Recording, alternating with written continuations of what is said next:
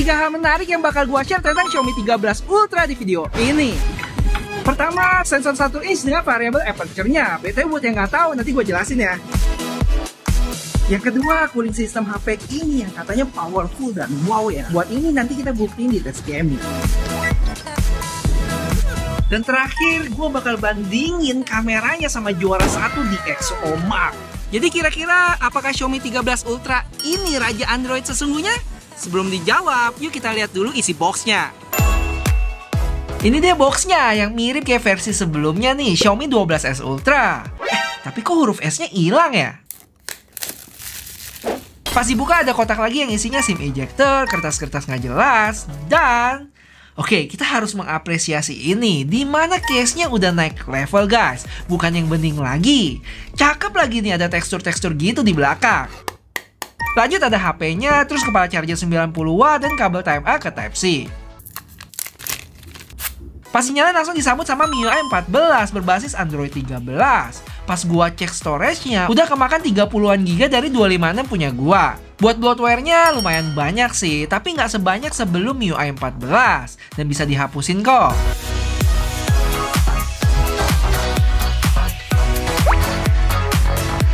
Terus karena ini China ROM, secara default nggak ada Google Play Store ya, masih diumpetin gitu. Tapi kalian bisa tinggal search aja di Get Apps, Google Play Store, dan klik update deh. Habis itu login kayak biasa. Impresi gue tentang HP ini masih mirip sih sama 12S Ultra dengan kamera modulnya yang gede melingkar dan tebel banget sampai harus dibikin kamuflase bertingkat-tingkat bagian belakangnya. Pertama tingkat dasar HP-nya, habis itu tingkat leathernya, dan terakhir baru kamera bumpnya yang ada lingkaran warna emas. Kalau dibandingin sama Oppo sebenarnya mirip ya untuk diameternya, tapi karena di sekeliling kameranya ada frame melingkar lagi jadi kelihatan lebih gede. Buat feel genggam plus minus sih buat gua, HP ini berasa tebelnya, tapi digenggam masih oke kok. Mungkin karena HP-nya yang termasuk ramping kali ya. Ini sebagai perbandingan sama iPhone 14 Pro Max. Tapi tebelnya wajar sih menurut gua, karena HP ini emang dikhususkan buat orang yang cari kamera dengan fitur smartphone, bukan cari smartphone yang punya kamera bagus. Makanya cukup gede nih. Buat lapisan leathernya juga unik ya, ada lengkungannya gitu. Dan katanya bermaterial antibakteri nanotech silicon generasi kedua. Disentuh gitu juga enak ya, berasa premium banget. Tapi ada satu yang kurang menurut gua. Kalau dikasih logo Leica yang warna merah gini, jadi super keren gak sih? Framenya matte finish yang flat dan ada sedikit lengkungan buat jembatanin antara lapisan leather. Lanjut ke depan yang punya layar lengkung 6,73 inch dengan bezel yang tipis. Tapi bagian bawahnya agak tebelan dikit sih. Terus kamera selfie di tengah dan udah ada screen protector bawaan. Di sebelah kanan HP ini ada volume dan power button, di kiri kosong, di atas ada mic, speaker, dan AR blaster. Sayangnya nggak ada logo Harman Kardon lagi ya. Dan terakhir di bawah itu ada speaker, port Type-C, mic, dan dual SIM slot card yang nggak bisa tambah memori. Apalagi dengan aksesoris gripnya itu ya bikin ngiler, serius deh. Dia jadi kayak case gitu yang sebelah kanannya bisa diselipin pegangan kayak kamera beneran. Ada tombol shutter plus bisa buat ngezoom dan bisa ditambahin filter di lensanya. Cuman sayangnya, nanti deh kita omongin ini lebih lanjut di belakang. Oke, lanjut kita ke spesifikasinya yang punya ukuran 6,73 inch OLED 2K. Kali ini buatan TCL ya. Terus yang wow adalah peak brightness 2600 nits, paling tinggi di dunia saat ini. Yang sebelumnya dipegang Oppo Find X6 Pro dengan 2500 nits. Untuk perlindungannya Gorilla Glass Victus. Dan satu lagi informasi cukup penting, kalau layarnya ini udah dikalibrasi sama standar warna yang namanya CIE 2015, yang memberikan warna lebih akurat dan konsisten kalau dilihat dari segala perangkat Xiaomi yang dirilis baru-baru ini. Atau device lain yang pakai standar sama. Makanya nih ya, kalau kita ke color scheme, defaultnya itu bukan Vivid lagi, tapi ada opsi baru yaitu Original Color Pro. Nah, lanjut ke performance yang standar flagship sih, Snapdragon 8 Gen 2 dengan USB 3.2 Gen 1. Artinya apa Bang Messi? Yang artinya saat transfer data pakai USB port ini bakal lebih wush. Terus yang perlu diperhatiin adalah cooling sistemnya yang dari presentasinya sih cukup wah ya. Namanya Loop Liquid Cool Technology. Nanti coba kita buktiin di tes gaming. Buat baterai dia punya kapasitas 5000 mAh yang support 90 watt charging dan 50 watt wireless charging. Habis itu ada chip tambahan yaitu Surge P2 buat charging dan G1 buat battery management. Next kita ke kamera nih. Panjang banget sih kalau gue bacain speknya. Jadi teman-teman langsung lihat aja ya. Intinya 13 Ultra ini pakai sensor HP terbaik Sony saat ini dengan ukuran 1 inch yaitu IMX989. Dan 3 sensor terbaik setelahnya yaitu IMX858. Sensor IMX989 ini sama kayak yang dipakai Xiaomi 13 Pro ya. Tapi yang membedakan di varian Ultra ini adalah variable aperture-nya. Yang artinya lebih fleksibel nih, bisa pakai f1.9 atau f4.0. Bang, aperture itu buat apa sih? Oke, gue jelasin dikit aja ya. Karena yang gue tahu emang cuma dikit doang sih. Intinya aperture itu berguna buat mengatur cahaya yang masuk. Semakin kecil angkanya, misalnya f1.9, semakin banyak cahaya yang masuk. Sedangkan semakin gede angkanya, misalnya f4.0, semakin dikit cahayanya. Jadi kalian bisa anggap aja aperture itu kayak tirai jendela. Semakin kecil angkanya, semakin lebar tirai yang dibuka. Artinya semakin terang nih kamar kita. Kalau makin besar angka F-nya, semakin sempit tirainya dan kamar kita makin gelap. Dan punya angka F kecil, misalnya F1.9 ini atau di bawahnya itu bakal berguna ya saat malam hari. Yang artinya bakal makin terang dan banyak detail yang kelihatan. Kalau dengan cahaya yang cukup, shoot dengan aperture kecil bakal bikin fokusnya lebih sempit dengan bokeh yang lebih ngeblur. Cocok buat foto portrait sih. Sedangkan shoot dengan aperture gede punya fokus yang lebih luas nih. Bokehnya juga nggak terlalu ngeblur dan cocok buat shoot pemandangan. Udah itu doang sih yang gue tahu guys. Untuk sampel foto dan video lebih lanjut nanti kita bahas di bagian kamera ya. Dan semua kamera belakang ini dibalut oleh lensa Leica Vario Summicron 1.2 1.8 strip 3. Ribet banget dah. Terus untuk kamera selfie 32 megapiksel ya, yang sayangnya masih nggak bisa 4K.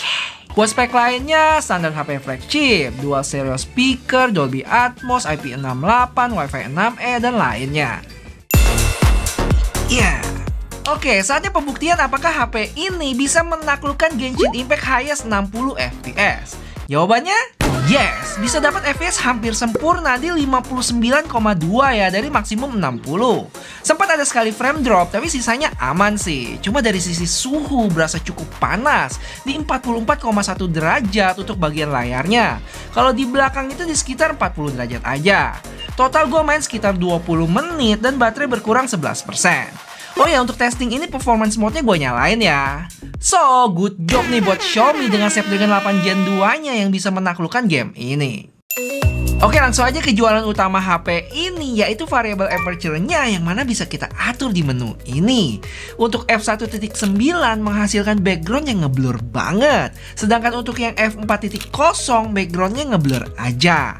Kelihatan nih perbedaannya. Terus juga mesti diingat, f1.9 punya fokus yang sempit ya. Jadi untuk foto makanan kayak gini, gue lebih demen pakai yang 4.0 sih. Lebih luas fokusnya. Dan buat kondisi low light, aperture 1.9 ini bisa menghasilkan gambar yang lebih terang. Nggak cuma foto, tapi di video juga. Aperture-nya ini bisa diatur ya, kayak yang kalian bisa lihat sekarang. Berasa banget beda bokehnya. Oh ya, untuk karakter foto masih sama. Ada Leica Authentic sama yang Vibrant. Yang Authentic ini cenderung lebih gelap, sedangkan Vibrant lebih terang dan saturated. Kedepannya kita pakai Vibrant terus ya, karena yang Authentic agak kegelapan sih menurut gua. Kalau dibandingin sama Oppo, pertama lensa ultrawide-nya lebih luas di Xiaomi. Terus untuk perbedaan karakter warna bisa kita abaikan ya, karena ada hubungannya sama Leica Vibrant yang kita pilih tadi. Sisanya kayak dynamic range, exposure, sampai bokeh natural buat kedua HP ini mirip-mirip sih. Kecuali detail telefoto. Oppo Find X6 Pro ini sih nggak main-main ya. Kalian bisa lihat perbedaannya cukup berasa kalau gua crop lagi gambarnya. Emang ketolong sih sama ukuran sensor telefoto di Oppo yang lebih gede. Tapi kalau udah berurusan sama zoom jauh, jelas Xiaomi lebih baik ya dengan tambahan lensa telefoto keduanya. Video di Xiaomi terlihat lebih natural, sedangkan Oppo udah kesemutan. Bang, bandingin sama iPhone dong. Oke, dari sisi bokeh Xiaomi juaranya sih, mau di lensa wide ataupun telefoto. Tapi kalau kamera selfie yang jelas Untuk kamera depan sih lebih baik iPhone ya, tidak diragukan lagi. Lihat dari dynamic range dan kulit muka gua. Tapi sekarang yang bikin gua penasaran adalah gimana kalau kita bandingin sama Oppo Find X6 Pro. Hasilnya gue bisa bilang lebih baik di Oppo sih, dari warna kulit muka sampai ke dynamic range-nya. Gedung-gedung di belakang lebih mendingan dikit di Oppo. Tapi sayangnya nggak stabil ya, ada berasa getaran-getaran gitu, sedangkan Xiaomi nggak ada masalah. Untuk foto selfie juga sama ya, sedikit lebih baik di Oppo. Oke, balik lagi ke Xiaomi versus iPhone untuk video kamera belakang. Yang menurut gua terlepas dari perbedaan warna, hasilnya udah mendekati sih dari sisi detail dan dynamic range. Saat gua shoot langsung ke matahari juga bagus. Cuma sayangnya saat ada objek orang, warna kulit gua cenderung merah di sini. Dan hal ini juga kejadian di ultrawide ya, tapi selebihnya gue demen sih. Kalian bisa lihat ini deh. BTW guys, kalau kalian suka sama video ini dan pengen terus gue lanjutin, bisa bantu like video ini ya, dan subscribe juga buat yang belum. Thank you. Lanjut untuk foto objek orang dengan lensa tele, mirip-mirip ya dari sisi detail muka. Tapi kalau backgroundnya agak gelap, nilai plus buat Oppo yang bisa lebih terang nih. Tapi kalau backgroundnya terang, malah terlalu kontras di Oppo. Xiaomi masih terlihat natural. Oke, next kita bahas low light. Dan entah kenapa auto night mode di Xiaomi jarang ke trigger. Sampai gua khusus ke mode night, tapi tetep kayak nggak jalan gitu deh. Cahayanya jadi overexpose, beda sama Oppo. Selebihnya mirip-mirip sih hasil foto dari kedua HP ini, mulai dari ultra wide, wide, dan telefoto. Untuk video belakang low light di Oppo terlalu terang, feel malamnya nggak berasa. Justru ya, gue lebih demen di Xiaomi nih, shadow atau bayangan dari gedung ini pun lebih realistis. Terus untuk video selfie low light masih lebih baik di Xiaomi juga. Cahaya di background berantakan semua untuk Oppo. Di Xiaomi masih mendingan, dan tampaknya detail muka gue masih lebih baik di Xiaomi. Guys, kalau kalian mau request video khusus duelin kamera HP ini sama HP lainnya, jangan malu-malu ya, kasih tahu di komen. Duel sama iPhone atau Samsung? Kasih tahu aja. HP ini punya 3 warna ya, yaitu hitam, putih, dan hijau. Untuk variannya dia ada 3 nih, 12 plus 256, 16 plus 512, dan 16 plus 1 tera. Gile, nggak berasa ya, kita udah mulai di era dimana HP flagship sekarang punya storage 1 tera.